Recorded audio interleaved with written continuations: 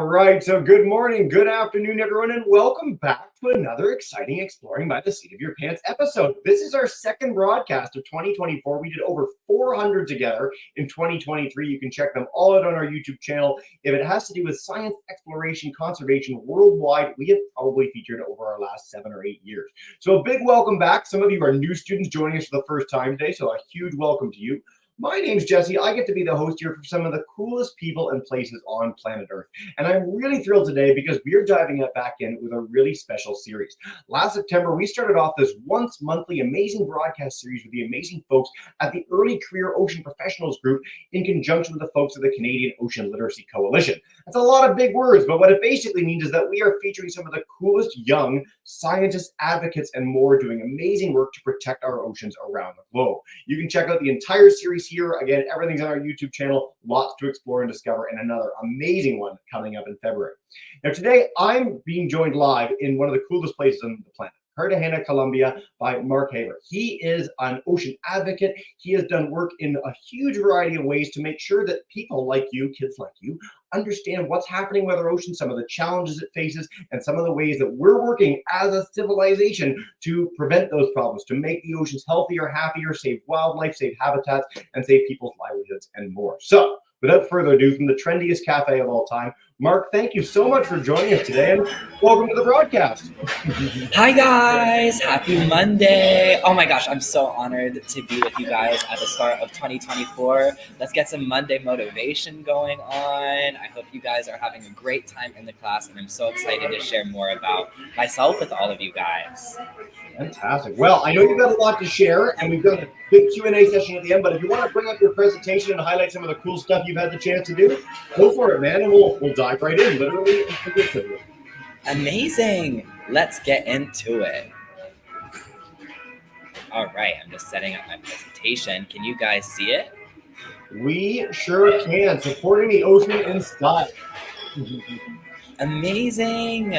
Oh my gosh, I feel so honored to be with you guys today. My name is Mark Haver, and I'm not Canadian, but I've worked with the ECOPs of Canada a lot, and they're amazing people, I will tell you that. I am from the US. I'm from right outside the US Capitol, Washington, D.C. And even though my name is Mark, some of you guys can call me Oceans Warrior. And maybe by the end of my presentation, I can call you guys Oceans Warrior too. Who am I? Well, I'm 25 years old. Right now, I'm in Cartagena, Colombia, which is in South America. And I'm an advocate for the ocean, for the climate, for nature, and for sustainable fashion. I'm excited to tell you guys a little bit more about who I am and the work I've done, and I can't wait for you guys to hopefully see yourselves in this presentation too. So, this is me as a wee baby. I loved animals when I was a kid. I had a dog at home and a pet cat. And I would literally just beg my mom to take me to the zoo and the aquarium all the time. For Christmas, I would get things like encyclopedias of animals and books about zoos all over the world. I wanted to learn the name of every animal in the world. I wanted to go to a zoo and be a guide. I wanted to be a zookeeper when I grew up. But when I was a kid, I also loved going to the mall with my mom, loved watching TV shows with her about fashion as well. If I wasn't at home, I was probably down at the creek by my neighbor's house with my best friend. She's like my sister. We've been friends ever since I can remember for 25 years. Her name is Katie. And so when I was growing up, I really wanted to make sure that my life was all about becoming my own version of the Lorax, saving animals. I couldn't imagine a world where animals could go extinct. So I knew I had to do something to make sure I might be able to hug an elephant one day. So fast forwarding a lot. In that photo you saw, I was pretty young. In 2016, I was 18 years old, and I'm from, once again, a town outside Washington, D.C., USA. It's on the East Coast. Well, my mom and I were playing this game on our phones called Pokemon Go. I know probably some of you guys still love Pokemon. That was around when I was a kid, too. And we were going downtown. We had decided to go visit some of the stores, but around 4 p.m. or 5 p.m. that day, it started to rain. My mom and I, we live very close to downtown Ellicott City. It was only a 5-10 minute drive away. So we felt the rain, we got in our car, and we left. However, within 2 hours, that raindrop that we felt became a catastrophic flood. Unfortunately, because of climate change, extreme weather events are becoming more severe and more frequent. And that's what happened to my town. In 2016, when the flood happened, it created waves of water down Main Street that were more than 15 feet high. Unfortunately, a lot of local businesses were destroyed, some members of my community had died, and the weathermen had always called it a once in a century, once every 1,000 years type of event. Even at our house, we experienced flooding in our basement and in our front yard and our backyard, but we were okay, thankfully. However, Ellicott City was not the same. Not just because it took a long time for us to recover from the first flood, but 2 years later, a flood of the same magnitude happened again. It was devastating. We had hoped that we'd be able to come back from this once-in-a-lifetime type of flood quickly, but climate change soon reminded us of the new world that we're living in. That's what really inspired me going into college to start studying environmental science. I wanted to learn more about what is climate change, what's causing it, how do we stop it, and how can I help bring these lessons back to my community so that we can be resilient in the face of danger. So what did I do? Well, I went to a school in Florida, and let me tell you, it was beautiful. I started making friends with some of the alligators that were there. Was going to the beach all the time. And when I was in college, I started to understand how important politics were. I learned that elected officials have a lot of power in making decisions, and we can do what we can as citizens to influence who is in power and the decisions that they make for us. I decided to campaign with this amazing group in Florida called Equality Florida that advocates for positive policies for the LGBTQ plus community. I had realized I was LGBTQ in college, and I wanted to do what I can to make sure that my community was supported. I also got involved in local political groups. I was making sure people were registered to vote, and I was even campaigning for a certain politician to become president in 2020. I realized that, especially when it comes to issues like the environment, we need to make sure our policies align with our vision for a sustainable planet and sustainable future. That was amazing because I really got to understand just how advocacy and activism worked. How could I use my voice to speak for the whales who don't necessarily get to go to Parliament, to Congress? I think it'd be amazing to have a whale as the Prime Minister of Canada, but not now. That's not a possibility. We'll see. When you guys grow up after these climate conferences and things like that, maybe that can happen. So I've been involved with this amazing organization called Sustainable Ocean Alliance for almost 7 years now. It's the world's largest network of young ocean leaders, and I got to meet people from Peru, from the Caribbean, from Africa, from Europe, from Asia, that are all doing amazing projects to save the ocean. With Sustainable Ocean Alliance, I created something called the Youth Policy Advisory Council. I got a group of 20 incredible young ocean policy experts from different countries around the world together to work on projects and campaigns to save our ocean and save us from climate change.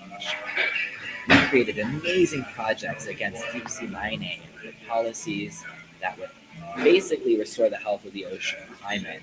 And that worked out great. I was invited to speak at a UN climate conference in Scotland called COP26. And it was just really wild to see this ecosystem of amazing people doing amazing things to save our planet. It was at COP26 that I met the guy on the left side of the screen that you see. His name is Patrick, and he founded this organization called Global Fashion Exchange. At this point, I loved fashion, but I knew it came with an environmental consequence. When you wash your clothes, there are microplastics that rub off of them. The fashion industry contributes to climate change. Some of the workers that make clothes aren't paid. So I wanted to figure out what could I do. I'd gone to many thrift stores to get my clothes because I didn't want to do fast fashion or things like that. But I wanted to learn how I could help my friends join in that too. Patrick's organization, Global Fashion Exchange, promotes sustainable consumption and production of fashion all over the world. They do these events called clothing swaps where I say, I don't want this shirt anymore. You don't want your pants anymore. Let's trade. And basically, it's like a net zero clothing exchange.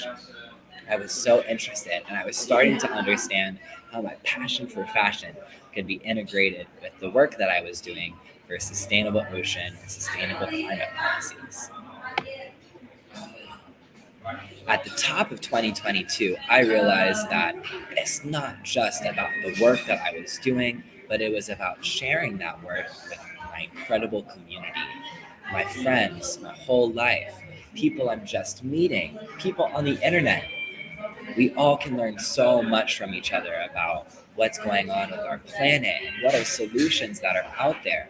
What's the hope that we have in this world? So I decided I wanted to focus on developing my social media more. And that's when I created at Oceans Warrior. And that was amazing because I was starting to see incredible content, learning so much from other people. And I understood social media is a great way to reach people, share your message with them, and to have them join you in the actions that you're taking.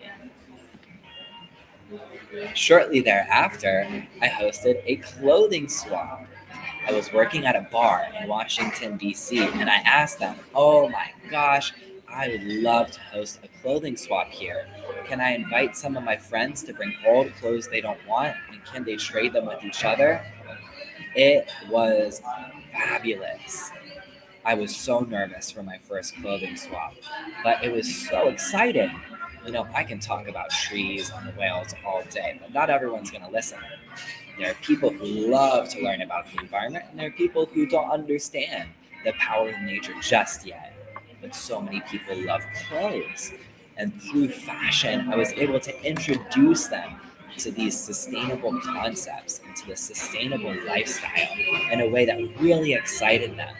I had 60, 70 people come, and before I finished the clothing swap, they were asking me, Mark, when is the next one?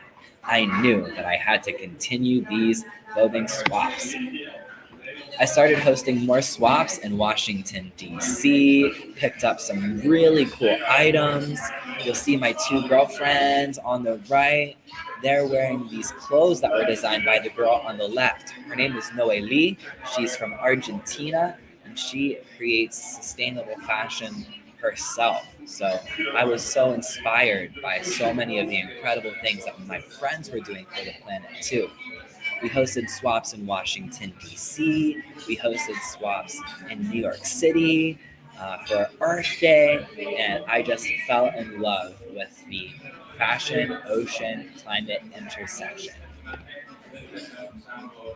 So then, in August 2022, I knew that not just that I had a passion for fashion, but I had a passion for travel.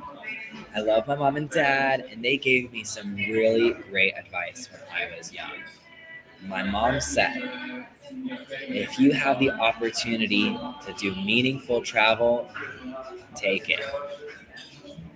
There is so much beyond just where you live.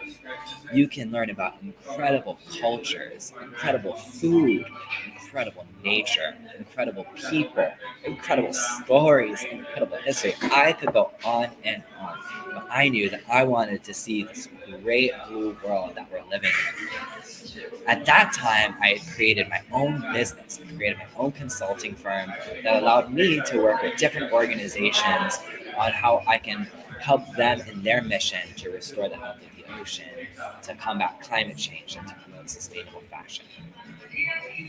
That was all online, so I thought it was a great opportunity for me to take my laptop to wherever I want to go, like Colombia, and be able to work with others to save our planet. You'll see photos from Peru on the left at Machu Picchu, Barcelona in the middle in front of a very famous church, and you'll even see my love for animals represented in all the leopard print I'm wearing, even in the photo on the right in Amsterdam. I was absolutely loving my work, especially because there's this really tricky issue called deep sea mining. This is a new industry that has not yet started. They basically want to take these giant tractors down to the bottom of the ocean and vacuum up these metal potatoes that have very critical and valuable metals and minerals: cobalt, manganese, silver, gold, nickel, copper.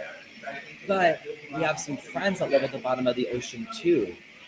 These cute Dumbo octopuses. And there are so many species that we don't even know exist yet. So we wanted to make sure that we could stop this industry before it began. There was this conference in Vancouver. I don't know if some of you are calling in from Vancouver right now, but you might recognize the backdrop of these photos. There was a conference, and I was able to get students from the University of British Columbia to go into the streets with me to make sure that we were making our voices heard. We wanted to protect those metal potatoes. We wanted to protect those Dumbo octopuses. And we wanted to make sure that we were not threatening the health of the ocean, the health of the climate, and the health of nature. That was an incredible experience. February in Vancouver is pretty cold, okay? And we were able to get more than 100 people out in the street to protest deep sea mining. Deep sea mining may be an issue that you've never heard of. I was so proud of my community because even in the rain in Vancouver in February, people were showing up to tell us what matters to them. I felt so inspired because I always knew people cared about the ocean, but I wasn't sure that it would translate in the streets with protests in the same way. And that was really a moment where I felt, wow, look at how much momentum and how much community there is for us to protect the planet. And what can I do to continue this wave of momentum? So that was a huge part of my work. I continue to campaign against deep sea mining. I continue to work with that amazing organization called Sustainable Ocean Alliance.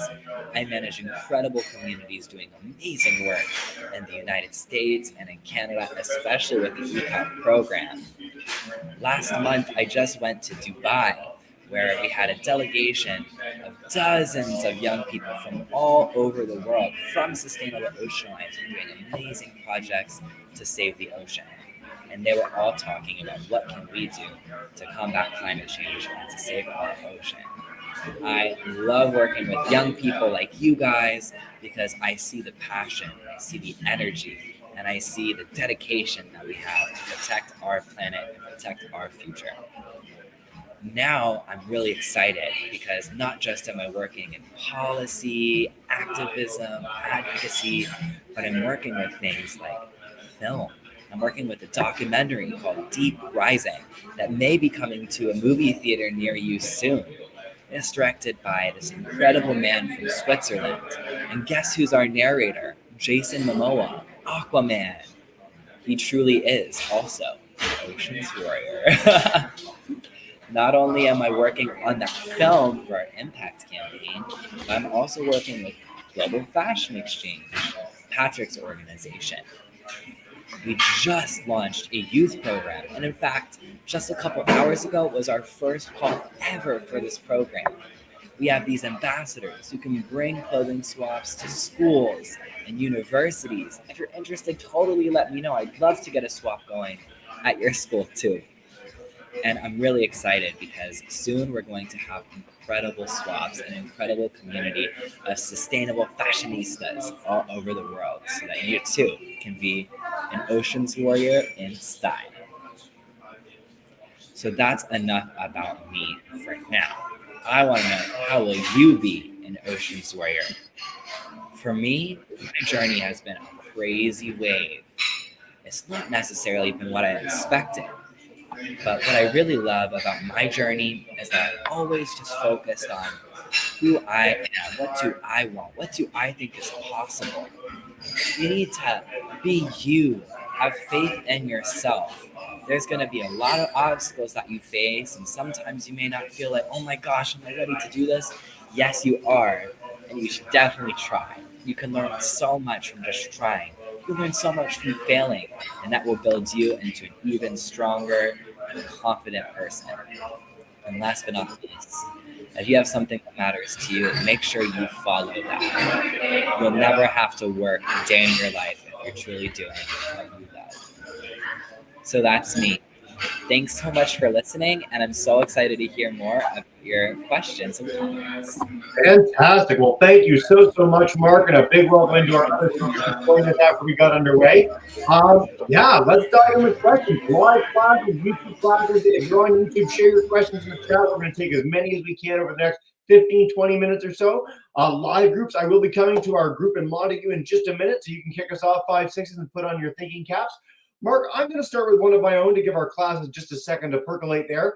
Of the places you've had the chance to go, is there a country or a region or a place that has a really special relationship with the ocean, or where they're doing really great stuff on behalf of the ocean that you can speak to in your journeys? But you've been a little bit of everywhere, so I'm really curious what your perspective is. Yes, oh my gosh. I just was in Mexico for 8 weeks in October and November of last year. And listen, Mexico's got a really, really long coastline. They have the Gulf of Mexico on the east side, and they have the Pacific Ocean on the right side. So they have a lot of ocean territory, right? So first, I went to this city called La Paz, and I have a friend there. And La Paz has incredible biodiversity. It has so many dolphins, so many whales, it has whale sharks, so many sharks. It even has the world's smallest porpoise. It's called a vaquita. And my friend was telling me about the organization that she works for. She was telling me that a long time ago, even recently, there were a lot of fishermen in the community that would fish sharks. But we kill more than 100 million sharks a year. I didn't even know there were like 100 million sharks in the ocean, let alone enough to kill that many every year. What they are doing as an organization is they're approaching the fishermen. They're not telling them, hey, don't fish sharks anymore, don't kill sharks. They're providing them an alternative livelihood. They're telling them about how they can do ecotourism, how they can bring people out on their boats to see the amazing wildlife that exists in the region. And now these fishermen aren't fishing sharks anymore. They're learning about how important sharks are. They're learning about so many ways that nature can be something that we can live in harmony with, which is so amazing because they have so much experience and information that they can share with us too. There's so many things across Mexico that you can go see. You can even visit these beaches in Mexico where you can release baby turtles into the wild. So if you guys ever go, I definitely recommend looking into it. Fantastic. I will encourage our audience too. The vaquita is an awesome animal, and everyone should check them out. So that's the spelling if you want to see them after this broadcast is done. We're going to head to Mr. Business Class. 5-6s, welcome in BI. If you guys want to come on in and share a question, you are good to go. Hey. One of the questions we had from one of our students for Mark was what your favorite animal is. Oh my God, that's such a good question. Oh, okay, guys. I love this animal. It's called the peacock mantis shrimp. You might not have heard of it before, but let me tell you, it is an oceans warrior. It is literally an underwater superhero. Why?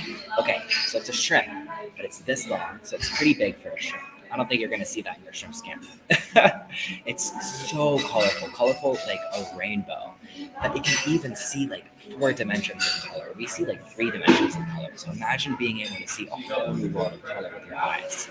But what I think makes it most cool is that it is this big, but its punch packs the power of a gun. It's crazy. It's so strong. Its fists are so strong that it cracks through the shells of clams, crabs, oysters, anything. Its fist moves so fast through the water that it boils the water in front of it. You're boiling water underwater through a punch? That's crazy. So they have an underwater microwave. They have a very powerful punch, and then they have spikes that shoot out of their armpits. I'm telling you, they are a feat of nature. They are an amazing animal. I used to work at Ripley's Aquarium in downtown Toronto, and they had mantis shrimp. They're a really, really special creature. Everyone should check them out when you're done this broadcast. We're going to put you on a journey to all the coolest animals. Mark, you're killing it, man. This is fantastic. Ms. Coburn, I'm going to come to you in just a second live.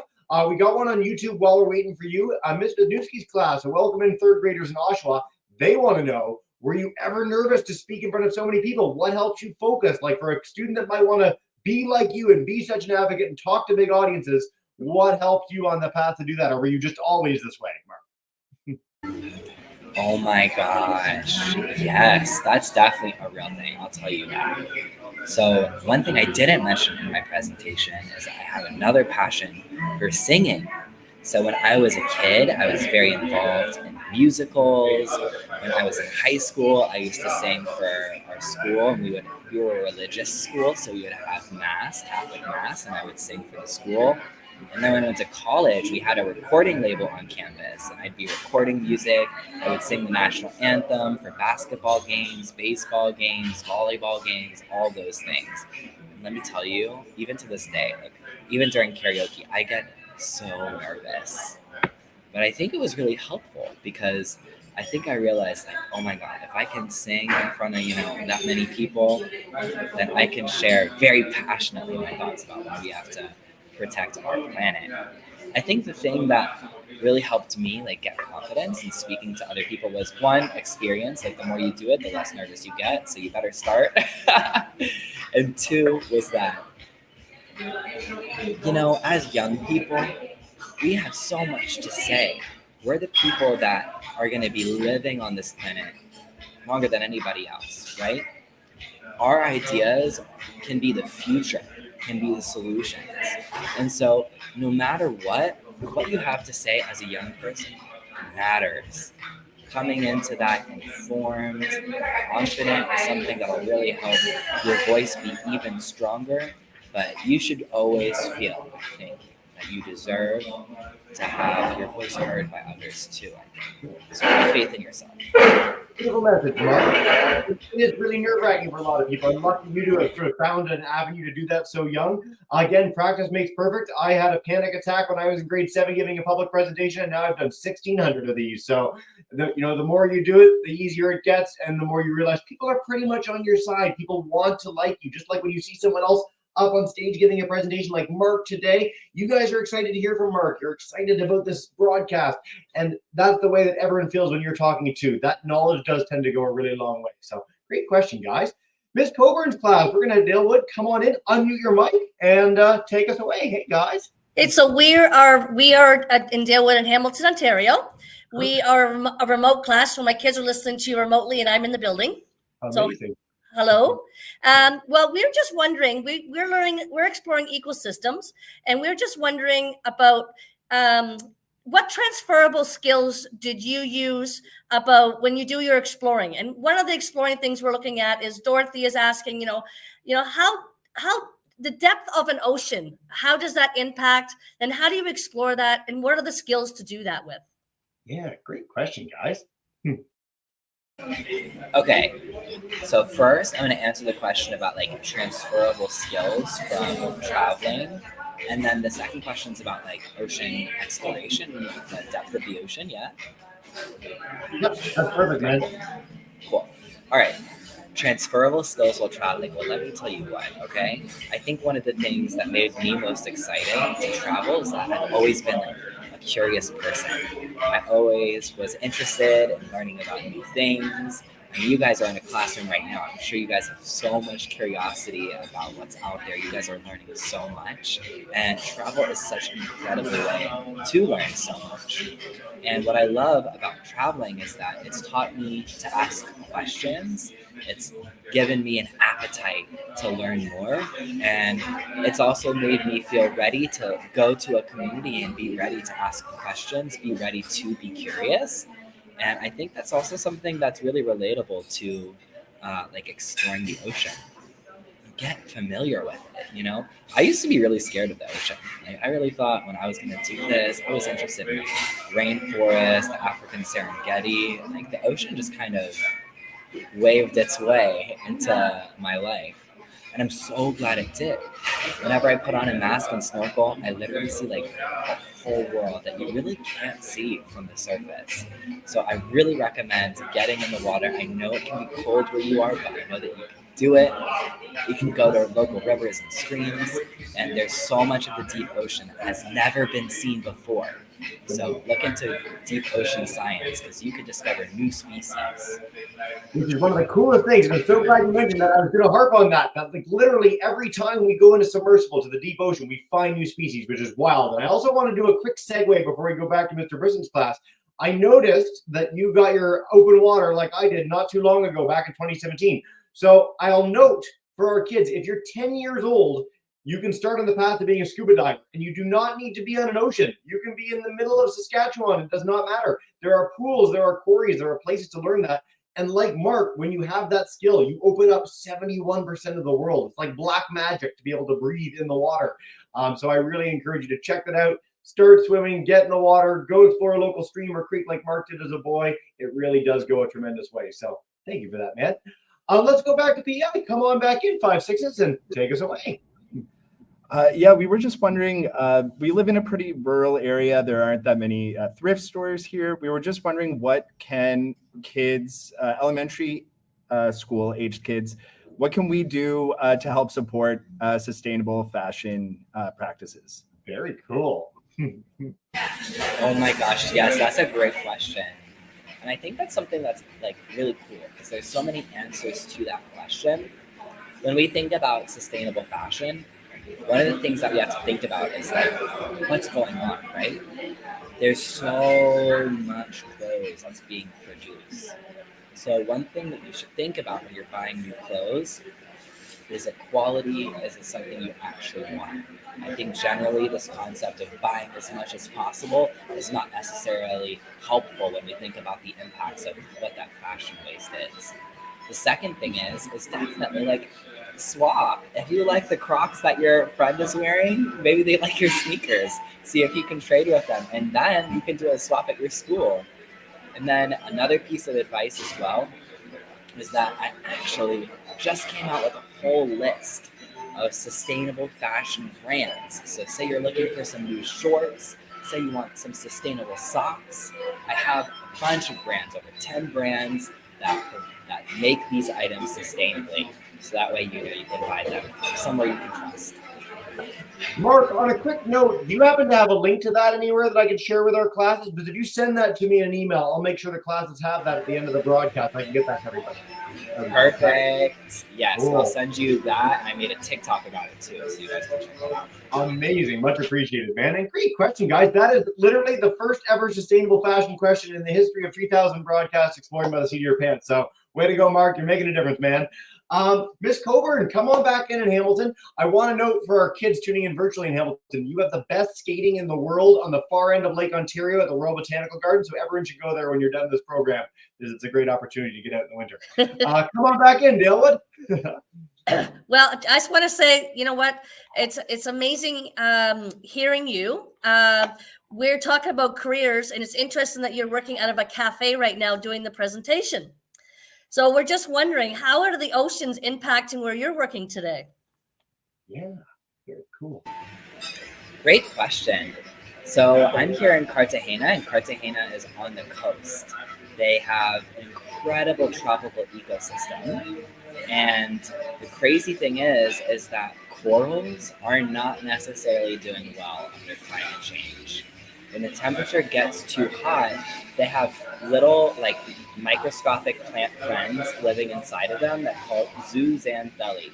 And that gives the corals the pinks, the yellows, the greens, the blue, the purple colors that you see when you think about coral. When it gets too hot, these animals can't live in the corals anymore. They leave the coral, and the coral becomes bleached white. So when I was diving yesterday, unfortunately, I was diving through this part of the corals where I wasn't seeing yellow, I wasn't seeing green, I wasn't seeing purple. I was just seeing white. And that's sad because these corals are really biodiverse. They are home for so many fishes and other animals in the ocean. So I think it's unfortunate that climate change is causing an impact not just on the corals here, but on so many of the other animals that require stability for them to reproduce, for them to eat, for them to find the right food. There's a lot of cascading impacts. And maybe you're definitely seeing some in Canada, depending on how much snow you're getting or sea level rise. There's all these factors related to how climate change can impact you and your local ecosystems. I'd really encourage our class, if you want to know more about coral bleaching, we had Julie Burwald. She's coming back out on jellyfish in a few weeks, but she did an amazing coral program with us about an entire book she wrote about coral and bleaching around the globe that's on our YouTube channel. And just because I want to take the opportunity for our kids, because this is pretty cool, it's a really special spot in the world, I'm going to bring up a little Google map so you can see where Mark is in comparison to where we all are. So I'm in Newfoundland. I'm in the northeast coast of Canada. We got some Ontarians, Albertans today. And Mark is right down here in one of the loveliest cities in the world in South America, right on the coast, as he was talking about a second ago. So if you ever get the chance to head down there, a really, really special place by all accounts. And thank you so much for that great question. Thanks, Ms. Coburn. All right, Mr. President, we're going to wrap up with you. Time flies when you're having fun, Mark. So this is going to be our last question of the broadcast. But if you guys want to come back in and PI, take us away. Hey. We did have one more question. Mark, what is your favorite article of clothing that you own? Yes. No pressure, Mark. Oh, and unmute, man. While you're thinking. That is a really good question, honestly. I think the cool thing is like, the cool thing about like swapping clothes or buying secondhand is that the clothes lived a life before you. So sometimes when you're at these thrift stores or when you're doing a swap, you learn a little bit about the story of the clothes. Like, for example, you learned, oh my God, I wore this shirt to my friend's wedding. Oh my gosh, I wore this shirt on a date and now that person is my spouse. Like, there's so many cool stories that come through clothes. And it's cool to think about the life that it's lived and the new memories that you're making in it. I actually really love this shirt. You guys can see this here. It says Baltimore. This is where I'm from. I'm from Baltimore, Maryland. That's where I went to high school. That's where I worked for a while. And you'll see all these animals on it, like crabs, the Baltimore Oriole. You'll see sailboats and things like that. I found this actually in Florida at the city where my university was located. But it's kind of funny. I was finding a shirt about my old home and my new home. And I've had this shirt with me ever since I started traveling in August. So this shirt has been to more than like 20 countries. So it's definitely one of my favorites. Very, very cool. Thank you, Mark. And by the way, the fact that Baltimore Orioles are on that is particularly cool. When I was a boy in Toronto, never saw Baltimore Orioles. And now, actually, one of the weird, not a benefit of climate change, but something that was kind of nice in my 20s is that you see them now. Like, they've expanded the range a little bit northwards. So our PEI classes, our Ontario classes, they actually are, that is part of the range now. If you ever get the chance to see one, they're a very special bird. And it's a very cool city with one of the best baseball stadiums of all time, too, for any big fans. Mark, so much fun, man. I want to stress again, this is part of our UCOP series. People can check out your program, all the others there, and on our YouTube channel. Is there any final message you want to leave our classes with, coast to coast across Canada today, about being an ocean advocate? Anything to leave them off in before we bring them in to say a thank you and farewell? Yeah, I mean, honestly, stay curious, guys. Stay curious, not just about like the ecosystems around you, about learning. School has brought me so much opportunities, so I recommend like be good to your teachers, do your homework. And I think that there's so much that you can do no matter how young you are. So even if you're 12, 11, 13, whatever, you can start doing something incredible. And if you don't, that's fine. Just do what you can for the planet and for yourself. No better message than that. YouTubers, a big thank you to you, Mr. Brisden's class. I know you've got to head off, so I'll say thank you and farewell to you, Ms. Coburn. Have a wonderful